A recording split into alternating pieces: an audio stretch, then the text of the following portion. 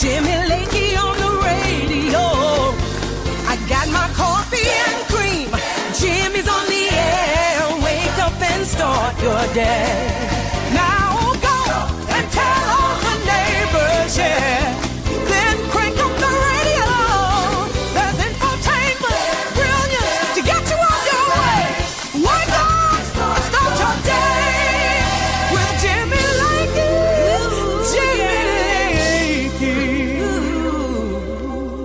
All right. Good to have you here. Little shenanigans going on here before the show. Had to start the computer again twice. Yeah, a little difficulty here in the studio. We're running us about 2.5 minutes too late before the choir began to sing. But thank you. Thank you for your patience. And yeah, sometimes the technical difficulties happen. Anybody remember growing up as a child, you used to get this, please stand by, technical difficulties. You put up a strange sign on the television screen. Well, we should have put a strange sign up on your screen out there that we had a little studio problem, but we have rectified it and solved the situation, and good to have you here. It is Wednesday. I announced to you the 4th day of June, year of our Lord, 2025. Hump day, halfway till Friday. Those of us watching or listening or participating or doing the broadcast here in Colorado, I look out the studio windows this morning and I see sunshine. No more rainy days, that's the song, right? And we've had rain. I don't know if it's going to stay sunny all day, but please get out and get yourself some vitamin D, lest you become depressed and feel like you live in Seattle, Washington. A lot of reasons to feel depressed if you live in Seattle. Part of that because Democrats are there and they run the state into the ground, but the lack of sunshine also would probably get me. So, you know, Washington State is one of the few states in America that I have not been to. I have not been to the Pacific Northwest at all. And part of that, I tried to avoid places where hippies and gangsters and things like that could take over. Antifa, I try to do, but I also just haven't been there. Anyway, I've never been to the Pacific Northwest. I've been all up in a lot of other places, but not there. Been around the globe, but I haven't been to the Pacific Northwest. I've been to more third world countries than most people will ever go to in their life, and yet I haven't been to Seattle or Washington. And that's probably because, to me, those seem like third world countries. Anyway, good to have you here. I just digress and give commentating on specific states. Glad to have you here. Well, it's bizarre what's happening out there. We have technical difficulties sometimes throughout the morning. I'm not sure exactly why that happens, and let's see if we can fix that problem. That producer Chad, I'm trying to fix that problem now as I talk. Did that do it there? I think we connected then. Maybe we're connected. All right. Good morning, everybody. We've again restarting computers, feeds dropping off. This is the problem here. Anyway, we did not go on the Instagram this morning because we're having such difficulties, but also the Twitter had a tough time connecting. If you're out there on X, good morning.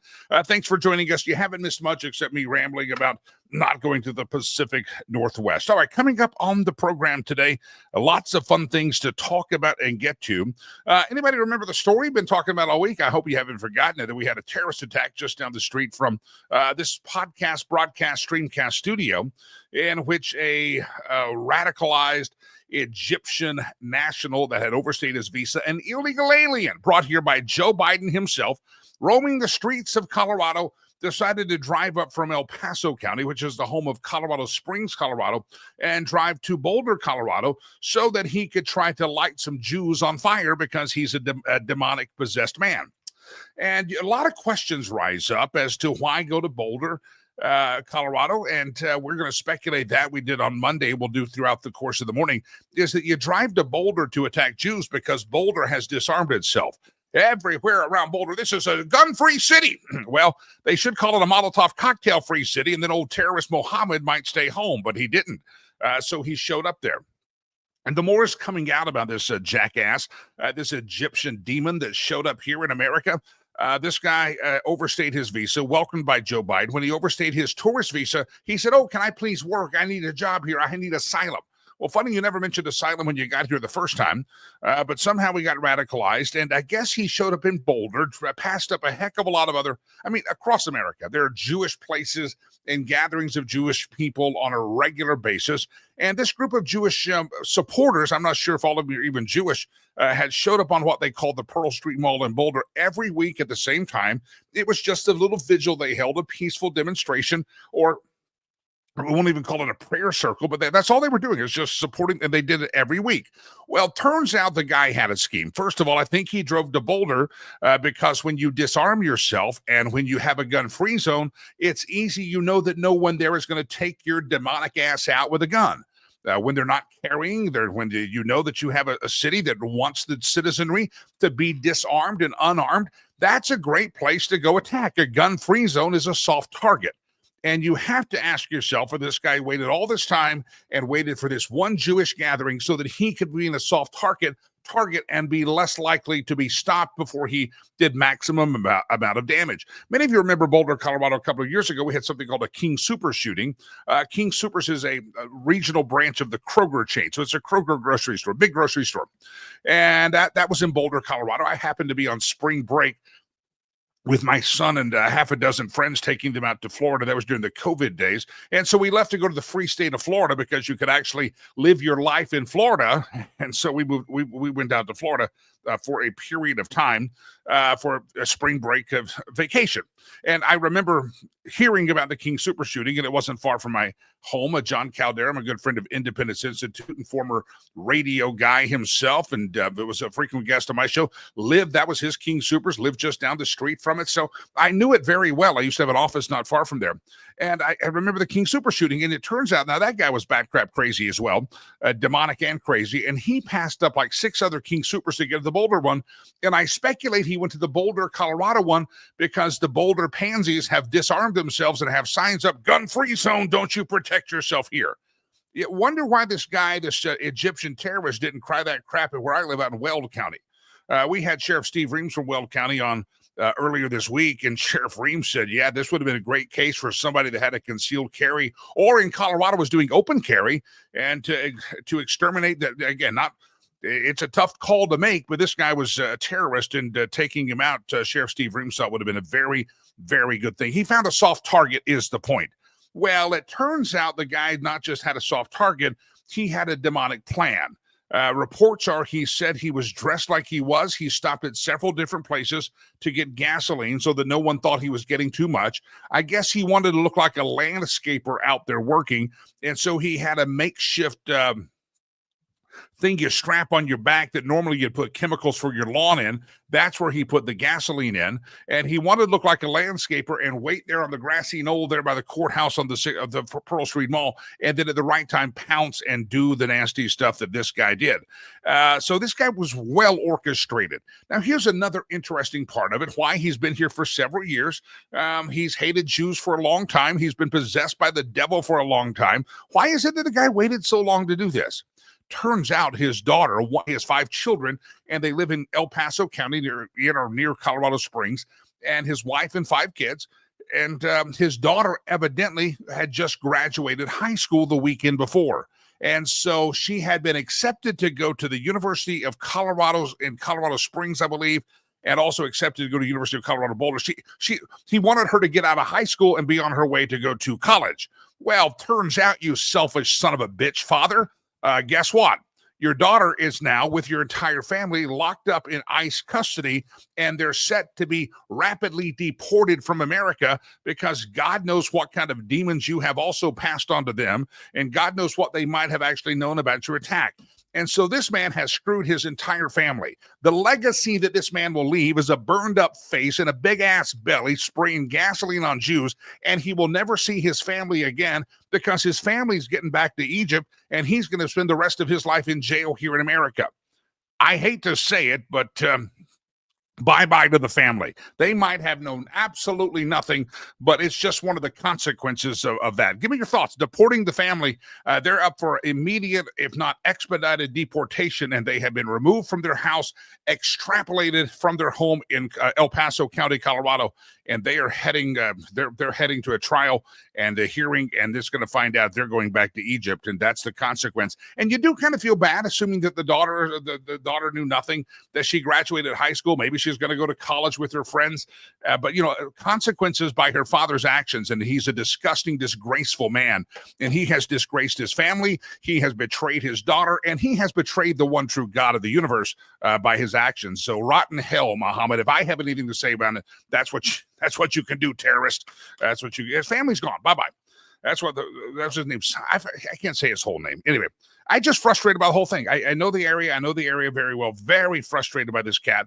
And it's really kind of sad on a human part of what he's done to his daughter and his family, but they're probably going to be deported. Give me your thoughts on that. All right, there's a story there. Daddy goes to prison. The family goes to Egypt. The Department of Justice, speaking of terrorists, has now charged, because we have a lot of people in this country that probably shouldn't be here because of Joe Biden and stupid policies. Let me just do this story here. See, I had a computer crash earlier. My computer is totally crashed, and it didn't save any of the stuff that's why we were late getting started. Oh, here we go. I found it. I did find it. It did reopen. This is a story. 2 Chinese nationals have been charged for smuggling potential agro-terrorism fungus into the United States. 2 researchers identified as 33-year-old Yingqing Jian and 34-year-old Zhongyang Liu were allegedly receiving funds from the Chinese Communist government for their research, and were allegedly citizens of the People's Republic of China.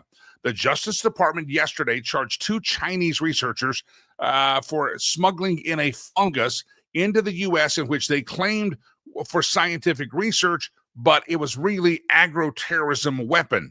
The 2 researchers, again, I've said their names already, were allegedly receiving funding from the Chinese communists for their research, and the People's Republic of China, they were allegedly, according to the U.S., about bringing the funds into Detroit last year. And they said, well, we don't know how that material, that fungus, ended up in our luggage. He later admitted to putting it in his bag, wrapping it carefully, and to avoid detection because he knew it was restricted. They got caught at the University of Michigan, I believe, and they were researchers there. And according to the FBI, if the fungus would have gotten out of these Chinese communist bags that were here legally with permission from the Biden administration because they're researching at a major university, the fungus would cause head blight, a disease in which wheat, barley, maize, and rice, and is responsible for billions of dollars in global economic losses every year. FBI Director Kash Patel said these communist Chinese here as researchers at a major university. He's sounding the alarm with the charges, and he says it demonstrates a serious national security threat to the U.S. food supply. If Donald Trump would have gone after these Chinese communists and said, you got to get the hell out of our country, he would have been sued by someone and said, Donald Trump doesn't like the Chinese. How about this? The Chinese communists don't like us, and they were trying to destroy our crops here in America with agro-terrorism. The FBI, they say this, Kash Patel said this is a case of sobering reminder that the Chinese Communist Party continues to deploy operatives and researchers to infiltrate our universities and target our food supply, an act that could cripple our economy and endanger American lives. Kash Patel said smuggling a known agro-terrorism agent into the United States is not just a violation of law, it's a direct threat to the national security. I commend the FBI in Detroit and the partners at the Border Protection for stopping this biological threat before it could do any real damage. Here, within the case of just a couple of days, you find out what loose restrictions or loose guidelines at our border can do to endanger Americans. Here you have 2 Chinese communists that are here on academic or educational visas because, they're academicians, they're real smart researchers, we have to let them in. No, they're from the Communist Chinese Party. They need to be thoroughly vetted, and they need to be thoroughly screened, and we need to make sure what their intentions are here, and they need to have a very watchful eye on them, and their time here needs to be very limited, and then they can take their Communist Chinese asses right back out of the country and don't come back. We've got to be more careful when you have people from Egypt or people from the Middle East or people with certain ties in any country around the globe. You don't just get to come here and then all of a sudden declare asylum after you've been here as a tourist visa looking at Mount Rushmore and staying at the Holiday Inn Express and Suites and trying to play in the Holodome swimming pool and then say you're here for asylum. You were here for tourism. That was your original intent. How is it that suddenly, while you're touring America, looking at the Great Ball of Twine, driving around like Chevy Chase Vacation, the National Lampoon, and suddenly say, I need asylum, I need to stay here. Why do you need to stay here? You're here on vacation. A person with asylum changes isn't here on a tourist visa, tooling around as if they have a camera around their neck and black socks pulled up to their shins while they snap photos on a fancy camera. It's this is it's a ruse, my friends. And not only has the Department of Justice charged 2 Chinese nationals, we have attempted murder charges and even murder charges filed against an Egyptian national that was here. And this is the problem with illegal immigration and not being very strict on who gets to come into our country. Who gets to come into our country? Well, evidently, we need to be a little bit closer watching and have more scrutiny. We have a lot of focus on the diversion of what's coming across the southern border under demented poopy pants Joe Biden, but we also have to have a lot of attention paid to who's getting over here on actual visas. Do you know the 9/11 terrorists were here on real visas? Now, some of them had expired, but they were here on visas. We had allowed them into our country. This Egyptian that tried to shoot up light on fire Jews in Boulder, he was here on a visa. So, my friends, it's great that we're cleaning out and getting rid of the illegals and the Tren de Aragua and the people that crossed our southern border, but we have to reform our immigration policy as to who gets to come into this country. It's not racist. It's not bigoted. It is just simply the way it has to be in America. When in just a matter of days, you have a person here on a visa legally trying to kill Jews and other people, anybody who loves Zion, he said, in Boulder. When you have that guy here with an expired visa, but he was allowed in legally into this country. And then we have the story of these 2 Chinese commies that are here as academician researchers, and they're the University of Michigan trying to spread agricultural terrorism. You have to say, what the hell's going on, and why are we so loose and lax with who we let into this country? Now, before any of you just tuning into the program say, wow, that sounds like you're kind of xenophobic. That sounds like, listen, my son is an immigrant into this country. We went the exact proper way. We did it the exact way. And he got his paperwork to be an immigrant in this country. So don't tell me that I'm anti-immigration. I'm all for it. I think it can change a life. It changed my son's life. But let me tell you, when you have walking amongst us, here in the state of Colorado, you've got a crazed Uber driver that's now trying to gas fire and light on fire Jews in Boulder, Colorado, and he's here because he needs asylum and a work visa. He doesn't need asylum. Again, he applied for a tourist visa. That means he had been given a 6-month or 8-month period of time where he could drive around free to roam about the country and figure out where he wanted to see the Great Ball of Yarn or go down a water slide or whatever this jackass the demon was willing to do. But it's all BS is what it is, my friends. And we have a case in point example of why you should be supporting President Trump and his team to keep America and make America safe again. And we have an example. Obviously, we know that the people that have come across that border illegally are criminals. They're illegal criminal aliens. Some of them already have rap sheets already, and some of them were dumped out of jails in Central and South America. But we also have problems with our visa system, and that has not gotten enough attention. But the last, let's say 72 or so hours should prove to you that we have to reform our visa system, and visa overstays have to be immediately figured out. And we also need to figure out why we're letting in Chinese communist researchers or other people from countries that have ties to terror and very nasty things. All right, I got a question of the day for you today. It's a story that I think is quite interesting. They did a survey among people. And all of us, I'm a Gen Xer, by the way, and so some of you are like me, a Gen Xer, and there are certain sounds that we grew up with, and it's hard to, you hear them and you're like, I know what that sound is. For instance, anybody remember the early days of the dial-up modem? Well, I remember being the dial-up modem. You're trying to connect your AOL. The AOL was always sending you in a disc, or you could go to the store and you get the AOL disc, and you load that on your computer, and you end up with sounds that you'd never heard before. And then you say that's a modem that's connected. You hear all this beeping and things. Well, millennials, Gen Xers, and boomers online are now starting to list things as part of an online exercise about nostalgic sounds from their childhood.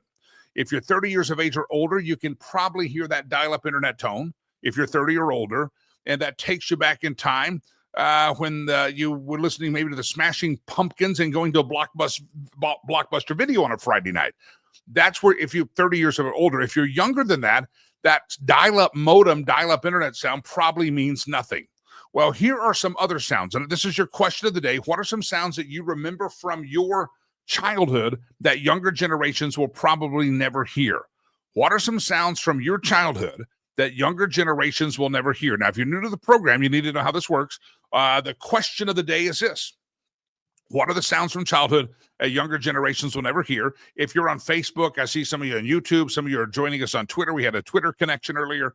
Difficulty. Some of you on Rumble. Whatever platform you're on, if you comment, it shows up here into our generalized studio. And producer Chad is there in his esteemed producer chair, and he's monitoring, and he will flash some of your answers up there. So this is it. Everybody respond to the question. Everybody gets a participation trophy here, only if you participate. What sounds from your childhood will younger generations never hear? What sound from your childhood will younger generations never hear? I'm going to read some of these on the screen here in just a moment, but let me give you a couple of ideas as to some of the sounds. I mentioned the sound of internet.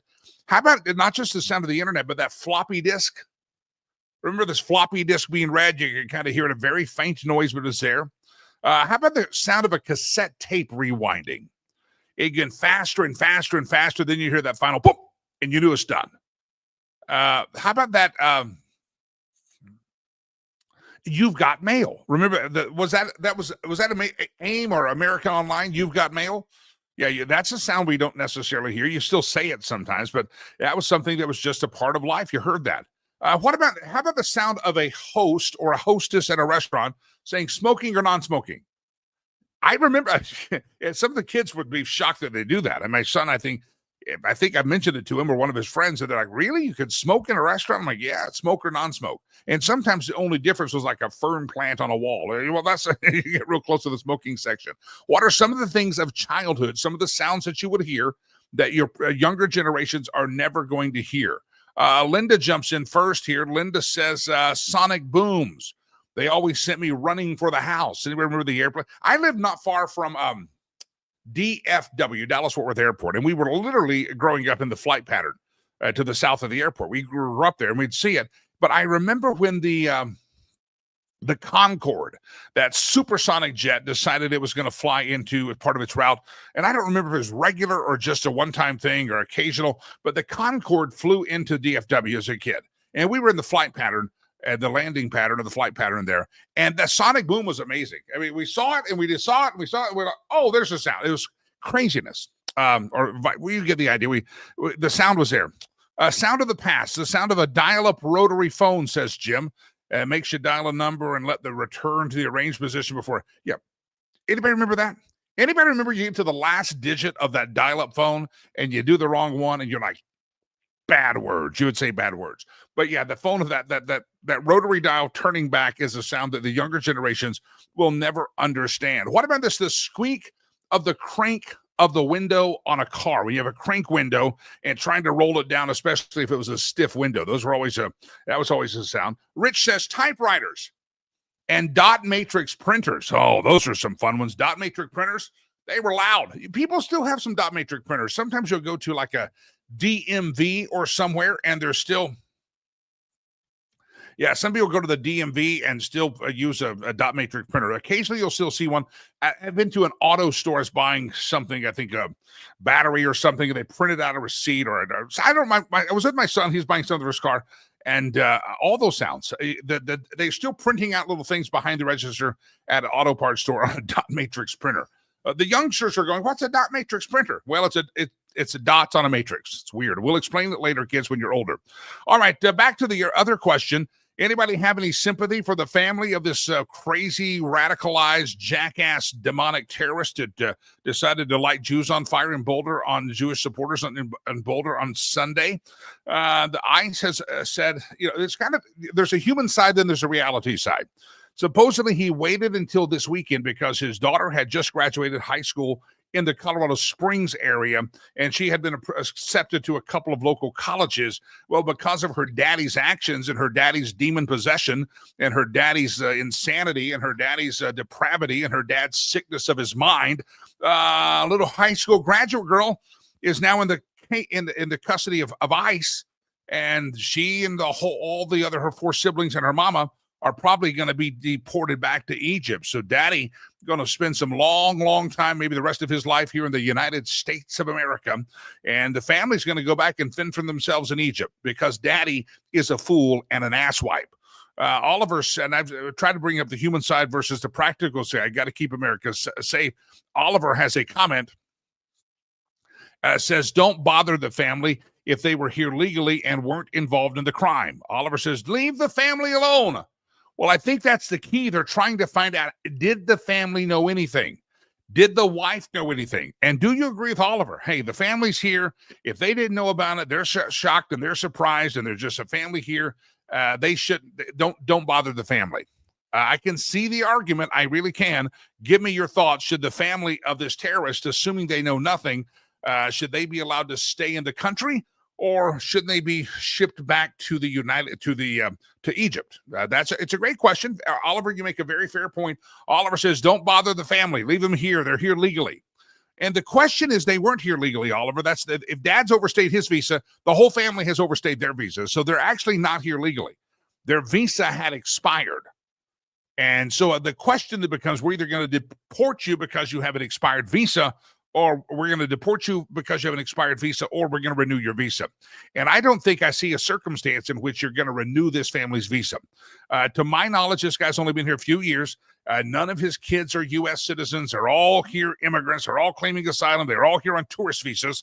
And by the way, if you're rich enough to come here on a tourist visa, you can't be needing that much asylum in Egypt. You must be doing pretty well for yourself if you can bring yourself 5 kids and a wife over here on a tourist visa and then say, oh, we're so persecuted back at home. We got to stay here. We're so persecuted. I call it BS. Oliver says, hey, if they're here legally, let them stay. And I'm saying, well, they're not here legally because the visa has expired. And so they're going to be immediately deported. But again, this is the consequence of their dad's actions. And it shows that sometimes you leave a blessing down to the 3rd and 4th generation, and you bless your kids and your grandkids because you live a good life and you are financially responsible and you really pass things down. Well, this dad is not a good dad. He's a horrible father, and he has now passed down destruction and chaos and deportation to his children. Congratulations, terrorist. Congratulations. All right. I don't, what do they do with terrorists in prison? I don't know what they do. You hear if it's person who has perpetrated certain crimes, they have a tougher time in the pokey. I don't know what this guy's going to have, but it's going to be interesting. All right, good to have all of you here on the show. Wherever you're listening at, please jump into the conversation. We have a couple of questions on the table. Should the family be deported to the terrorist in Boulder? I say, hey, they're not here legally, so adios, amigos and amigas, and don't let the door hit you on the way out. Also, what are some sounds of your childhood that younger generations will never hear again? And I'm going to give you some more. How about the staticky sound of those computer speakers when the call was coming in and you were on a modem and the call waiting clicking in? Remember call waiting? That was a big deal. How about the clapping of the chalkboard erasers? You're doing that thing. Casey Kasem on the radio. Sometimes you still hear him on there. I missed that. Someone said the sound that Kit made on Knight Rider, the television show Knight Rider. I vaguely remember the sound of Kit made in Knight Rider. The intercom at Kmart telling your parents you're looking for them. We have a lost child with the parents of Jimmy Lakey. Please come to the blue light. We're going to sell your child for a nickel, or you need to come pick him up. And they would never come. They would just never, ever, ever come. All right, sounds of your childhood that you pretty much never going to hear again. How about your phone used to talk to you? You have these operators and things. If you'd like to make a call, please hang up and try again. If you need help, hang up and then dial your operator. Yeah, there are a lot of sounds that younger generations are never going to understand. That is our QOD question of the day here on the Lakey Unleashed Daily Update Streamcast. All right, I want to welcome into the program, my friends, our first guest of the day. He's a police chief. He's a chief of the Popo back in the motherland, and it's always good to have him here. He's the Oyster Creek police chief in the Houston area, and I'm sure he's watching. I always wonder, because, being a Texan myself, and being a lover of Whataburger and Jesus, I mean, they kind of go hand in hand at times. Being that kind of a man, I have to wonder what my brothers and sisters look at places like Boulder, where you have a terrorist on the street waving gasoline and spray bottles, and ain't nobody got a gun to take the guy out. I'm telling you, even in Weld County, Colorado, where I live, Sheriff Steve Reams on the program on Monday said, yeah, this would have been a great case for some concealed or open carry and some self-defense, and it wouldn't have been prosecuted at all in Weld County. Well, Boulder County they're like, hey, let's get the guy some granola. And so that kind of, and see if he wants that Subaru Outback for a prize. And yeah, give him a pride flag. That's Boulder. Well, anyway, please welcome in Richard Foreman from the great state of Texas, Oyster Creek Police Chief. Chief, how are you, sir? Good. How are you doing, Jimmy? I'm doing very well. Good to see you back there. It looks like you're in a hostage video back there. That's right. We got the hood off to the side, so yeah. All right. Are you going to give hand signals to the people? The people coming after you? We have security worked out. All right. Hey, Kenneth, who are you? Tell me. You're here in the screen as well. Tell me about Kenneth. Yeah. So I'm excited to be here today, Jimmy. Thanks for letting me jump in. Richard told me some of the topics you guys were talking about. I'm in the construction industry here in Texas. Avid hunter, gun owner. And I would like to add a question that I don't think, or a sound that I don't think we hear enough of, is a paddle hitting kid of a rear end at a high school. How about that? Can that make the list? That can make the list, and I remember that sound well. I won't say how, but I do remember it, and I remember the feeling of it and the whole thing. And sometimes I still tell producer Chad, "Hey, producer Chad, you got that paddle?" Yep. Yeah, he enjoys it way too much. He enjoys it too much. All right, let me ask you guys. I'm sitting here watching this jackass, terrorist, demonic, demon-possessed fool overstaying his visa here in Colorado. I'm watching the son of a gun, and he's just standing there spraying gasoline, yelling. I mean, the videos are out there. And I'm sitting here going, in what world does this guy get 5 or 10 minutes to just stand there and scare people? And no one's scared enough to run off. It's not like they're running with an active shooter. They're all talking with him and yelling at him. And I'm like, the guy has just lit people on fire, up to 88-year-old elderly people. This is a great case to take the terrorist out.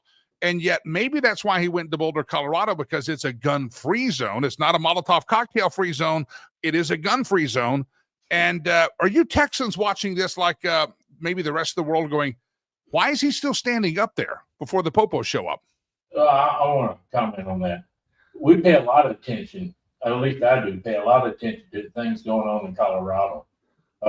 Matter of fact, more there than I do what's going on in New York or Los Angeles. Why did it occur? I would say that the culture is different in Colorado, where people don't actually see the real threat. And they have been programmed by people that it's not a threat. I'll tell you where I live. The police would not have had to do anything except come clean up the mess. Yep. The community here polices itself for the most part. They're not going to let people hurt other people. They run to the noise. Citizens run to the noise. And they stop the threat. I understand your firearm laws there, which the interpretation of the Second Amendment of Colorado, in my view, is tears apart the Bill of Rights.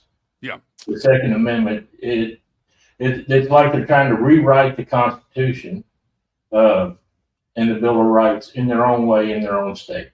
Yeah. Well, we have one county where I live, Weld County, which is known as a free county. And the sheriff was here on Monday, and he said, yeah, in my county, we just cleaned up the mess and, get the shovel spray down the sidewalk because that guy's done.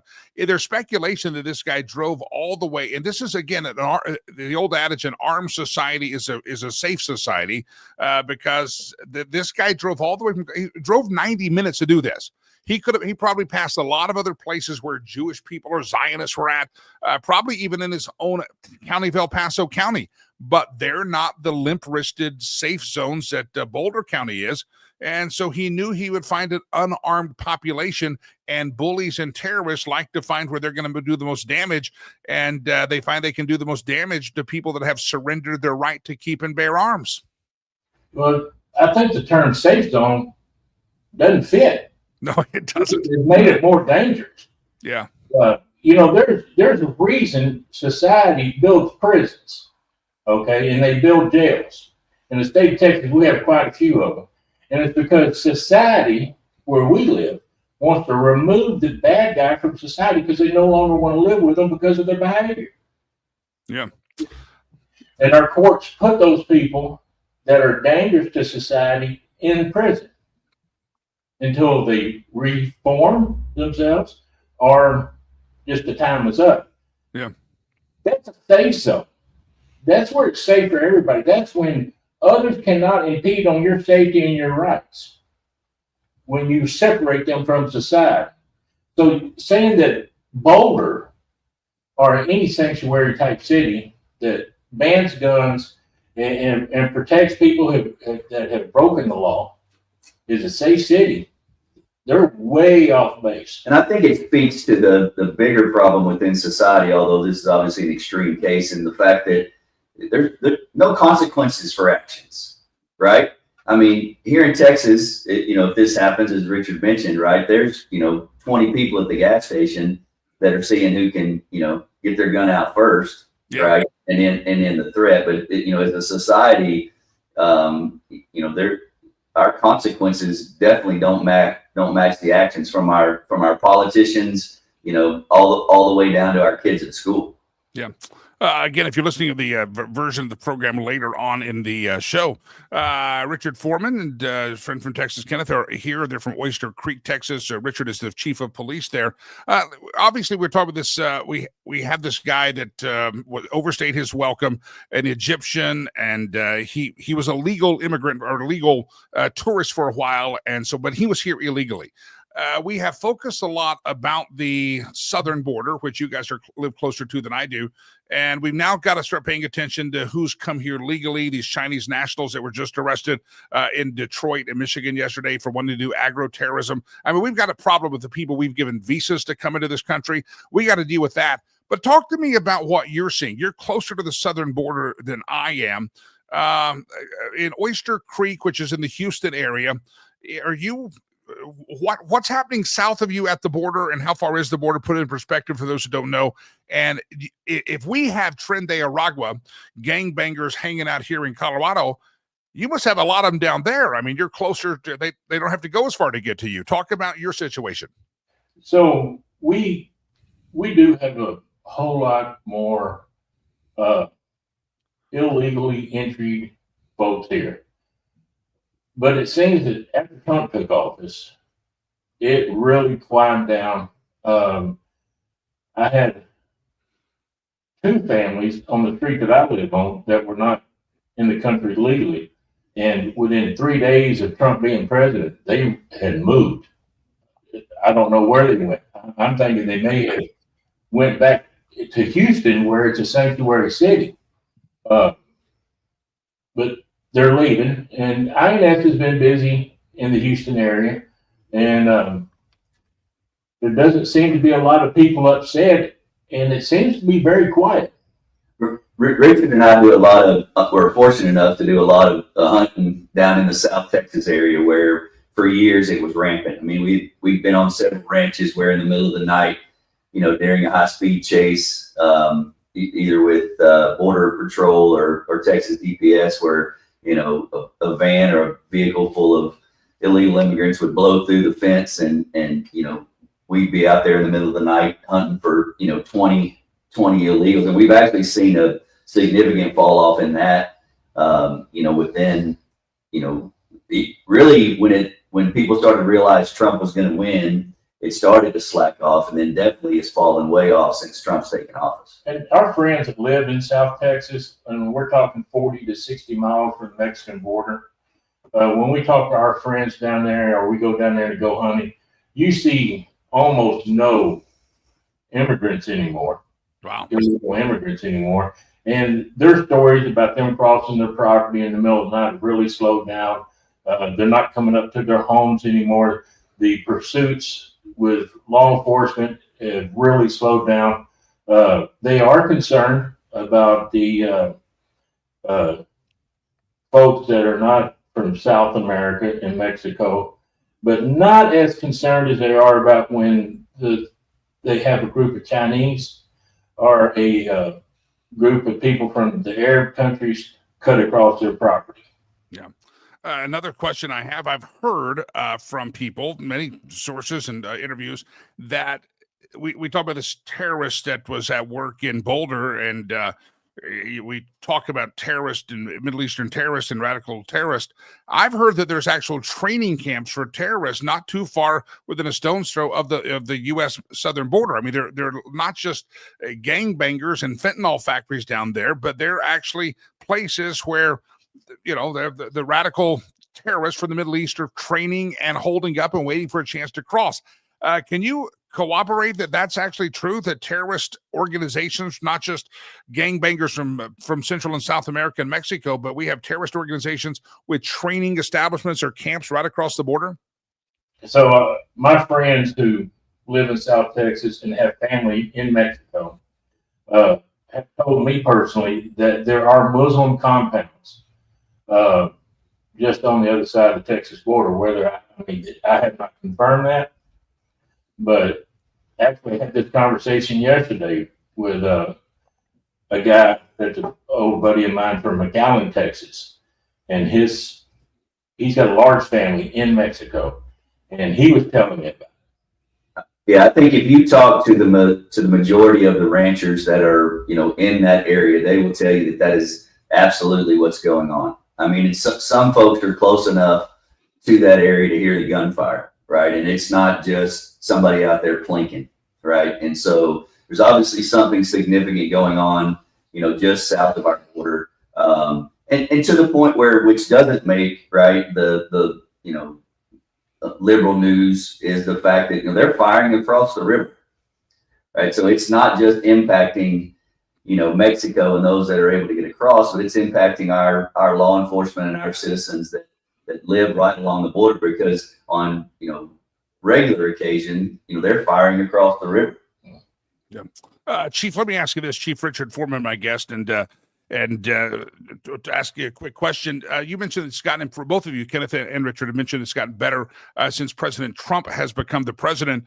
Chief, if you as your officers are out patrolling the streets in your area, which is in the Houston greater metro area, as you're patrolling the streets, have your encounters with illegals or undocumented people, have they increased, decreased? Have you noticed a difference in even just crime on a general day-to-day basis now that some of these illegal immigrant scum gangbangers are now being deported? Have you noticed any difference in your day-to-day operation, Chief?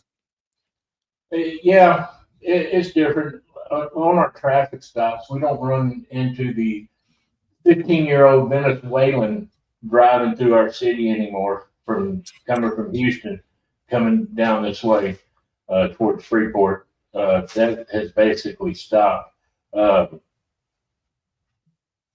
There's changing times when they're going out in public. They change their mode of transportation when they're going out. They have others drive them instead of driving themselves.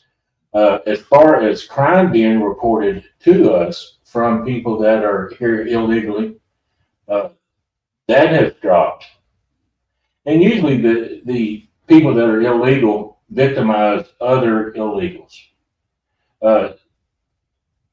Because they know they won't call. Yeah. Yeah, they're not going to call. Yeah, they're just not going to call anymore. It doesn't make them any less of a victim of a crime, but they just don't call. One more quick question for you. In Colorado, here's how backcrap crazy we become. Then I've got my next guest I want to bring into the program. But in Colorado, we have a law signed by our backcrap crazy governor that even the best counties out here are governed by people like Steve Reams, are just fantastic people. It is illegal. If this Egyptian terrorist had, let's say, an ICE detainer or marker on him, and ICE says, hey, we want this guy, and he would have ended up in any jail in Colorado, it would have become illegal for law enforcement to keep him in that jail until ICE could get there if it's time for him to leave. They could not detain him on behalf of ICE, or the sheriff or the law enforcement gets in trouble.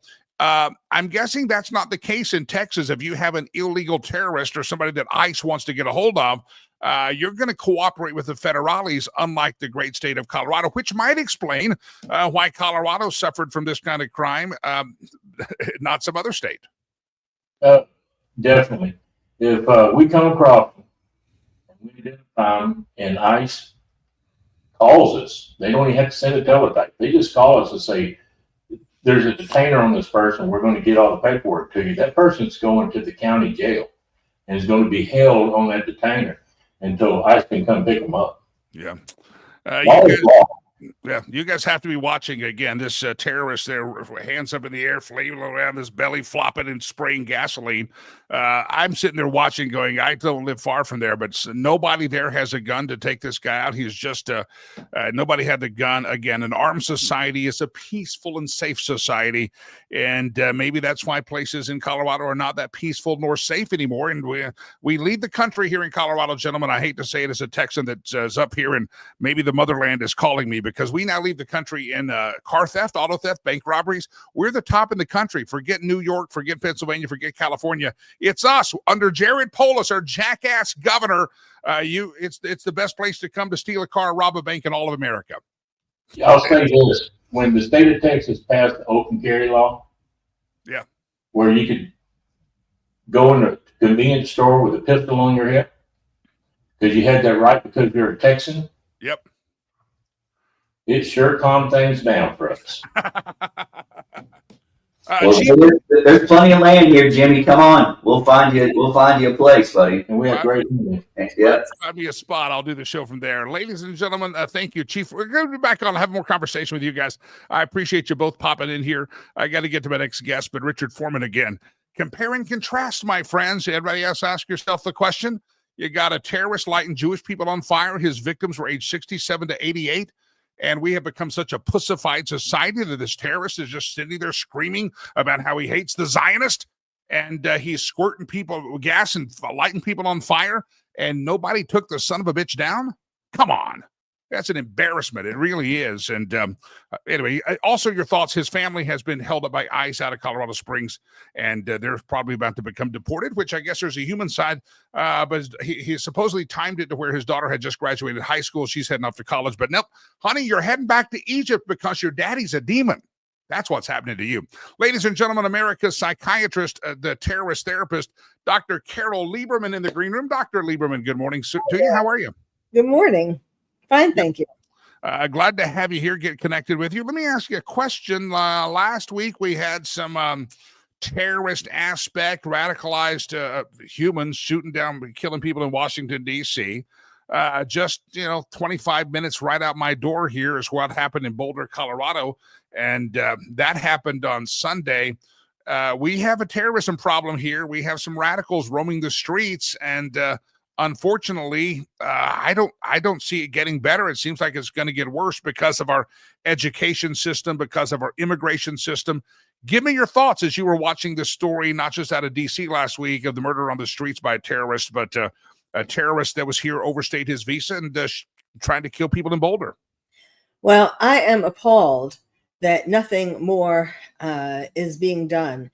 That, like you were talking about in your previous segment, there are no consequences for any kind of bad action, no consequences for the protesters at school. Now, I understand when I say there have been no consequences. Now that Trump is running the ship, he is putting more consequences in. But yes, like whether someone should have shot the guy in Boulder, I'm not going to go that far. Certainly the police should have been there sooner. Actually, did you know, you probably do since you're right there, he supposedly wrote notes to his family. He thought he wanted suicide by cop. Yeah. And not that makes it any better. He's still trying to kill Jews and Zionists. The word for what he really means is Jews. And he planned this for over a year. You may have already talked about this. And what is kind of sad, but I mean, the saddest part is that that anti-Semitism and anti-Zionism is being allowed to flourish in America. That is what I am appalled about the most. This is like leading up to the Holocaust. It's it's that poem They came for the communists and I did nothing. They came for the socialists and I did nothing. And eventually, they came for the Jews and I did nothing. And then when they came for me, there was nobody there to stand up for me.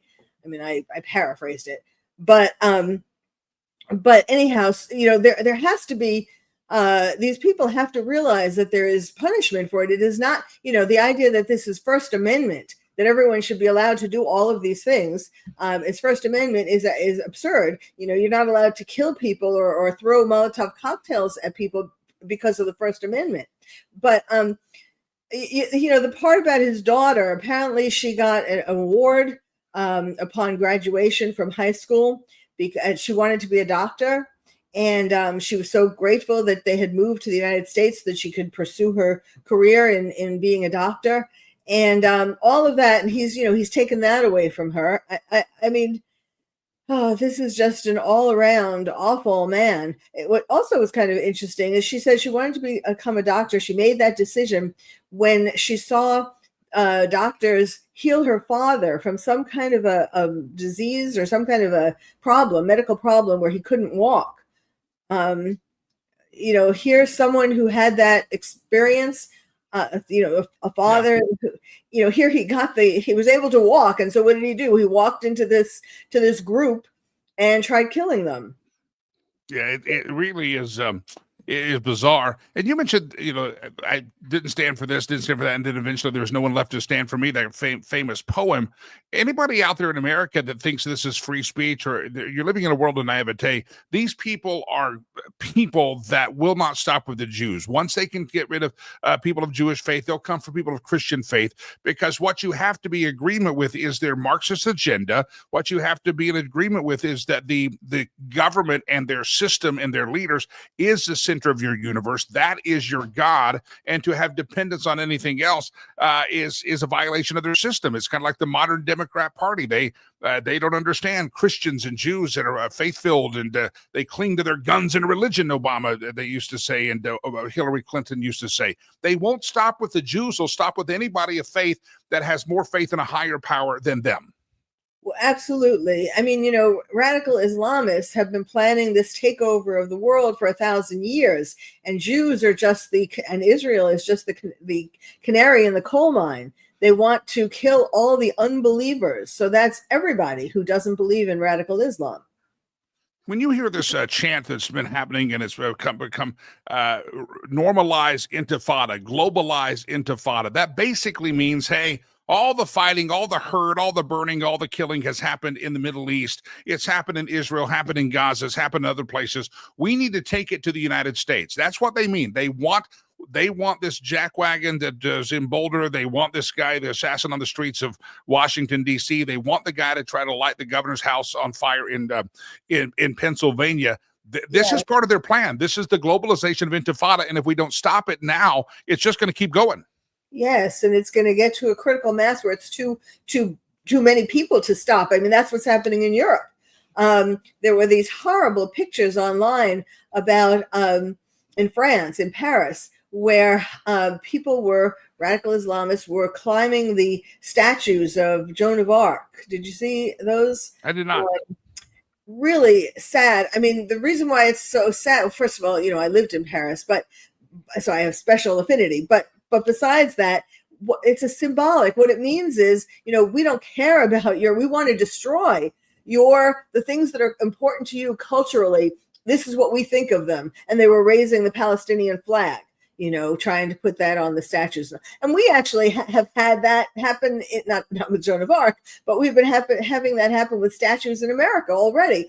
But, it has overtaken France and England and Germany and Belgium, all of Western Europe, and that there are so many of them now in those countries that it's beyond. It's gotten to a critical mass where it's hard for the countries to do anything about it. Of course, Macron keeps inviting them in, and England too, for that matter, the UK, which is, I guess, the globalist agenda. But it's destroying cultures. And that is going to be happening more and more in America if we don't take a stronger stand. a quicker stand. I mean, Trump is going to be taking a strong stand, but we need to do these things even more quickly. Now, the interesting thing is that with the shooter in Washington, D.C., and the Boulder Molotov cocktail man, the proper punishment shouldn't be, even though in one sense it's desirable, the death penalty, but that really shouldn't be the punishment, because they want to be martyrs. And if you kill them, that will help them to become martyrs. But certainly a life sentence, is appropriate. It's amazing. We keep thinking about the great work the president and his administration are doing, because there's a lot of these people were known. This guy in Egypt was here. They had a visa, the paper trail. They knew who he was. They knew when they changed his visa to a work permit and from a tourist visa. That was already known.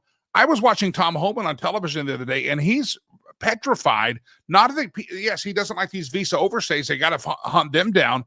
But he's petrified about the known gotaways that came from foreign countries that are here that aren't living on the grid like this guy in Colorado Springs. If you thought this guy in Colorado Springs with 5 kids and a wife could do some damage on a Sunday afternoon, wait till you find the guy that's part of a terror cell that's come across the border and is lurking off the shadows and publicly or privately plotting his next move. That's who we really got to be afraid of. It's coming in America.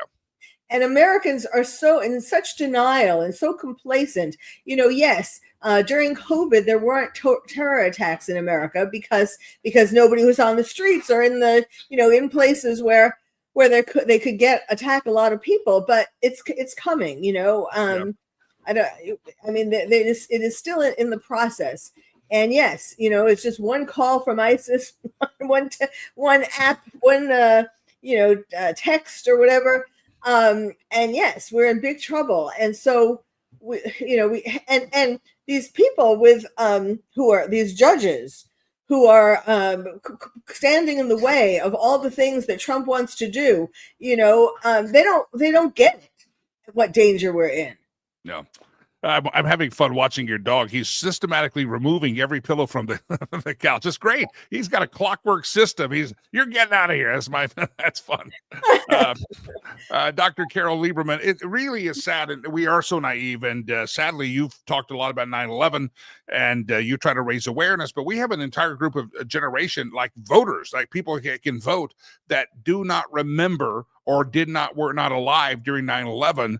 And I'm just not sure that this attack in Boulder, Washington, D.C. makes the headline. And unfortunately, we are naive because we have very short memories. Yes. I mean, a lot of them weren't born yet. Or those that were born were raised by parents who were very anxious, who became afraid of the world. And that's why they are more for Big Brother, for being taken for politicians who will give them, money, and socialism, Marxism. And yes, and the latest thing today, as if there wasn't enough, we have terror cells in America and in Mexico, like your guests were just talking about, and we have all these things going on in America. Greta Thunberg, the ever-present Greta Thunberg. How dare you!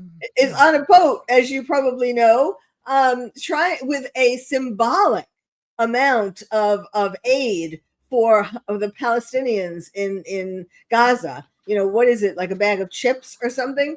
And she's trying to make herself get in the headlines again, trying to make the point, that these poor people in Gaza are starving, which is not true. Yeah. But to the extent that they are, it's because Hamas is stealing the food so that they can sell it to the people in Gaza. But that's too complicated for her to understand. So this is so awful. So now we have to be distracted from these other things that are more pressing problems. Of course, she cares more about the people in Gaza that she thinks are starving than the hostages that are in Gaza and that are starving and being killed. Yeah. It's a bizarre world we live in, Dr. Carol. You've written a couple of books about this. You do a podcast called The Terrorist Therapist about this. People can follow it at theterroristtherapist.com. On the screen, you have a name of a book that maybe parents want to get their kids in these crazy times we live in. Yes. Lions and Tigers and Terrorists. Oh, my. You know, you think of people that, okay, it happened in D.C. D.C. happens. But people here in Colorado, if their kids are watching the news going, Mommy, didn't we just go down to the Pearl Street Mall last week? That's where we go. I mean, there's neighborhoods right around there. I used to live in that area. I'm not far from it now. My office was just up the street from there for many years. Talk about lions and tigers and terrorists, oh my. Yes. Lions and tigers and terrorists, oh my. How to protect your child in a time of terror has become ever more critical, ever more important. It's a book for kids and the adults, the parents and teachers and so on who love them. The first half of the book is for the grown-ups to learn how to talk to kids, to learn about terrorism, to learn how to recognize when your child is really reacting to what they're hearing in the news and is afraid of terror. I mean, it's right down the street. You know, obviously the kids what did the parents tell the kids about what happened? They need to tell them the truth is the bottom line. And so the first half of the book is for the grown-ups and the second half of the book is a picture book for kids. And it talks all about terrorism. You know, it's in gentle language, but it's nothing.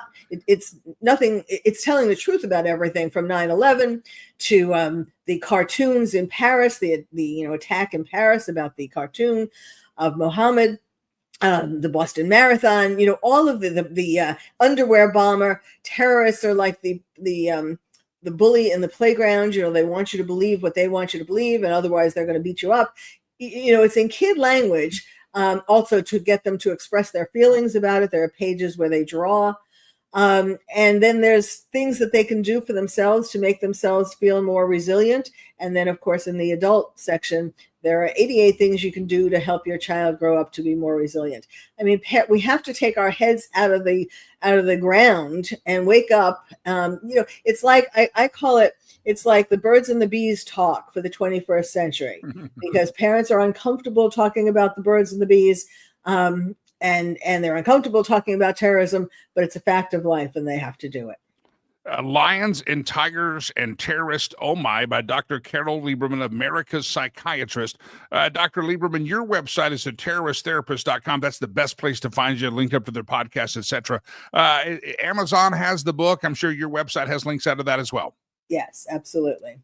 Dr. Lieberman, it's a troubling time, because if these are the people that are on the grid doing this kind of stuff, what about the people that Tom Homan's worried about that came across under the Joe Biden administration?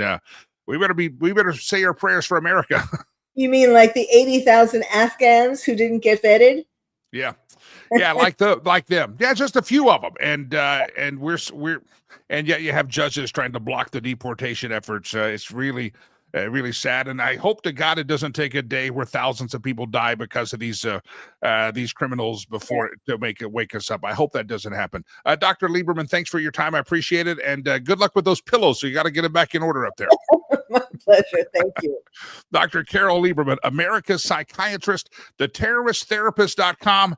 And again, you can find her podcast there, and she's dealt with this topic of terrorism and in America for a long time, and I think you'll enjoy her website, theterroristtherapist.com.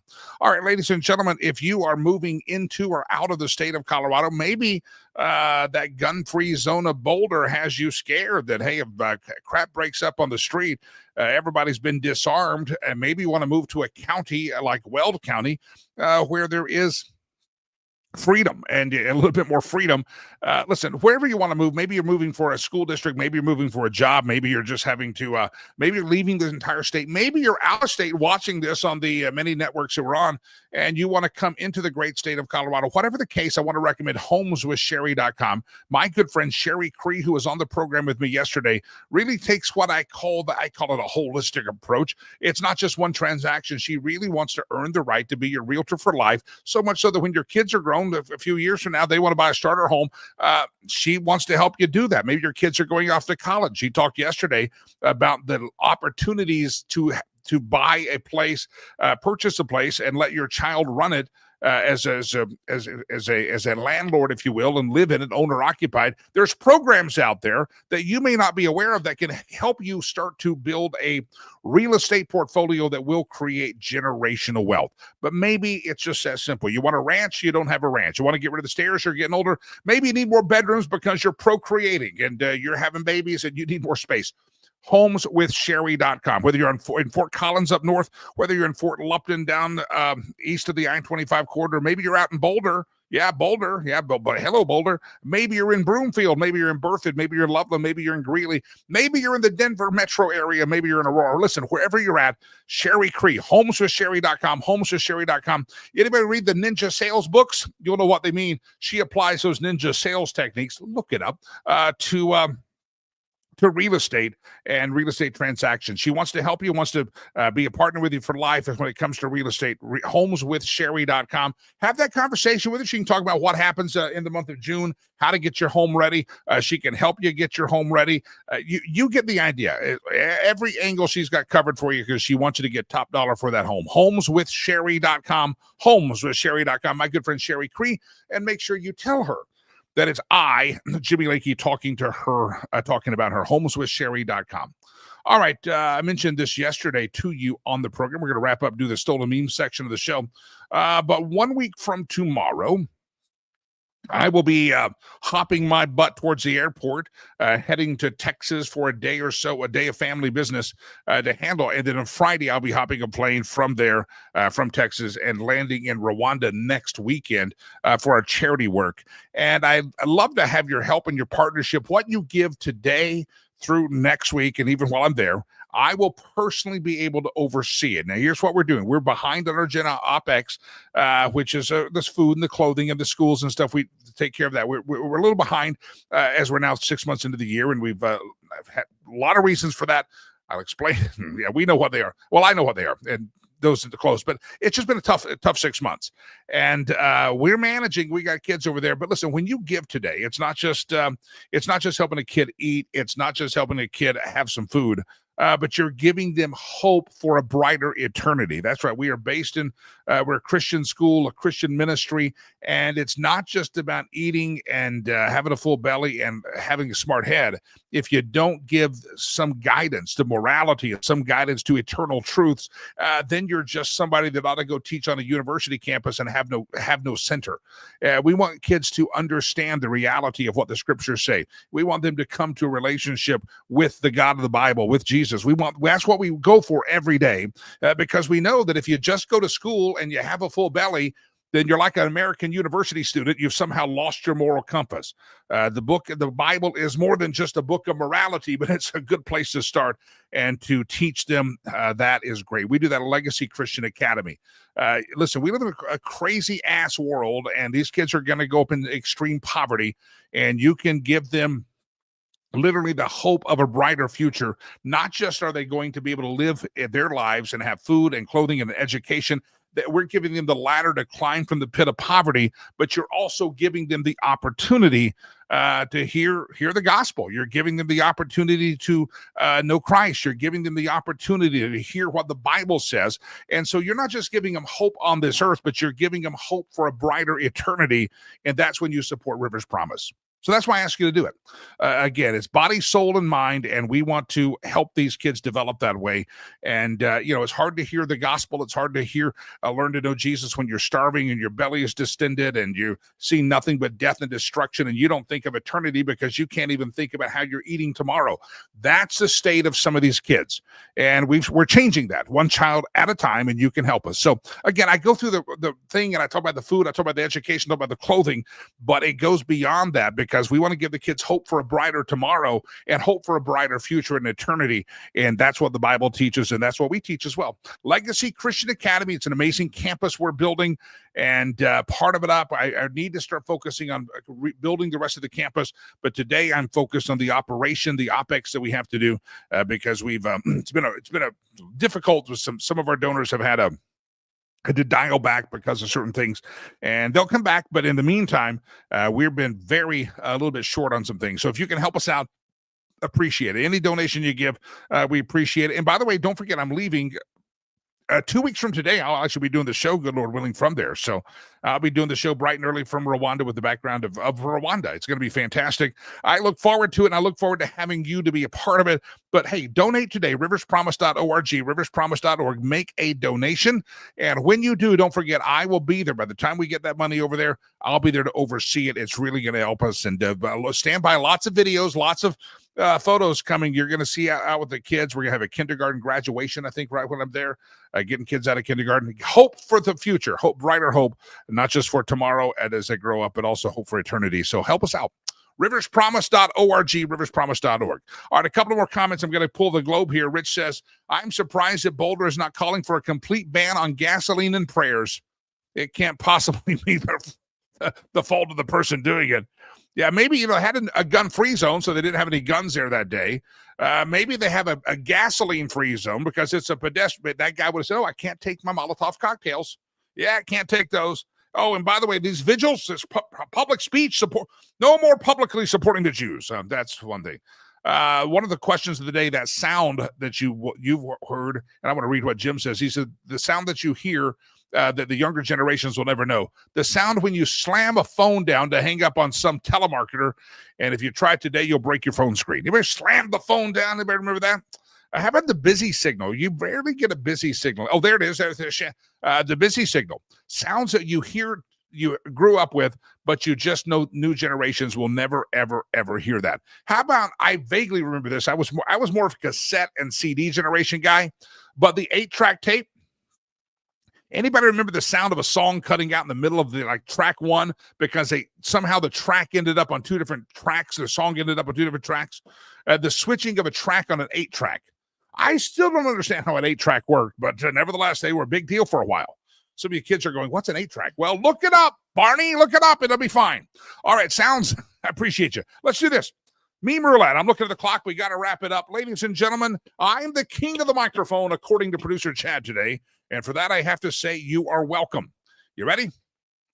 We steal memes because we're cheap, we're lazy, and it's just easier to do it this way. We steal memes, meme roulette. Round and round the globe we go, where we steal the memes from no one knows. Confucius say, is that Confucius, I think, or he's some great philosopher from the Far East. He says, he who wear mask alone in car also wear condom alone in bed.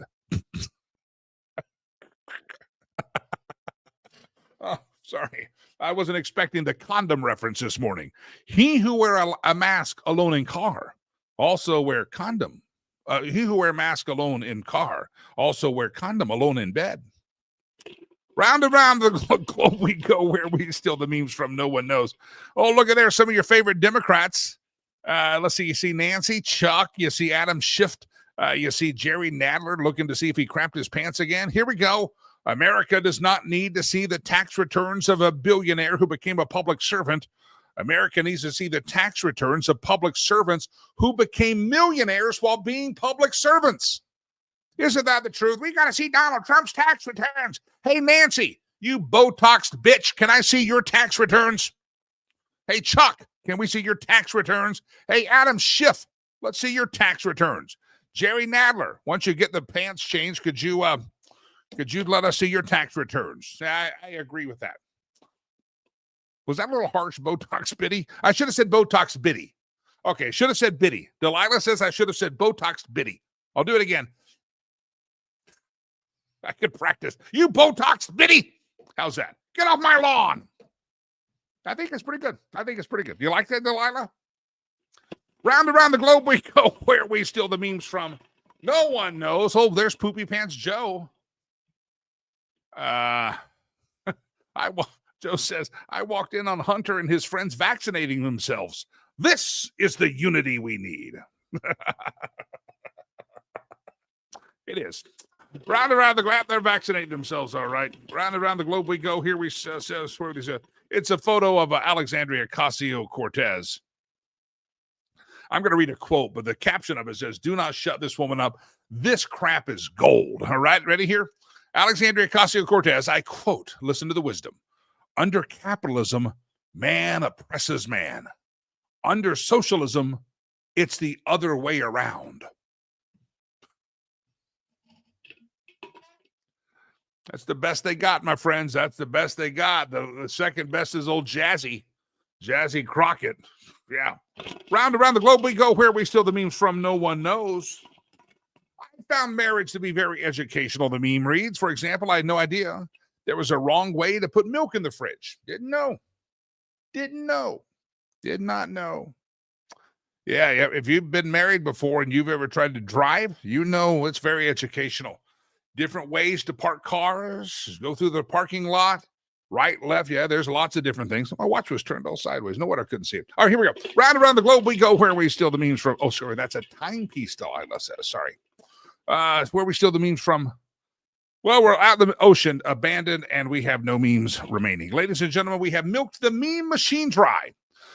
Don't forget, donate to Rivers Promise. I appreciate you helping us out. What you give today will literally change a life, and I'll oversee it myself, and I'll be heading over there. The next couple of days, I'm going to be letting you know, be heading over there. The show will come from there, and it's going to be fantastic. But in the meantime, if you can help us out, I can start sending money in advance and getting some things lined up for us. And food. Got to buy food. We got to buy more food at the school. We have a food issue right now. So if you help us out, riverspromise.org, riverspromise.com, riverspromise.org. Love to hear from you today. Don't forget Sherry Cree, homeswithsherry.com, homeswithsherry.com. And if you'd like us to brag about your business, feel free, info@jimmylakey.com, info@jimmylakey.com. Reach out, and I'd love to be in touch with you. Rich says kids want to hear the truth. Kids won't hear the truth from mainstream media at all. Yeah, they're not going to hear it. They're not going to hear it. That's why we tell the truth, and the truth will set you free. All right, everybody, thanks for being a part of the program. Riverspromise.org. Donate to the charity. The good Lord counts on you. So do some kids. Hey, they're God's kids. They ain't mine. They're God's. Just take care of them. As much as you do to the least of these, the good book says, you do it unto me. That's what God said. That's him. Riverspromise.org, riverspromise.com. Go there. Hey, God bless you. God bless America. I am Jimmy Lakey. Peace. I'm out of here.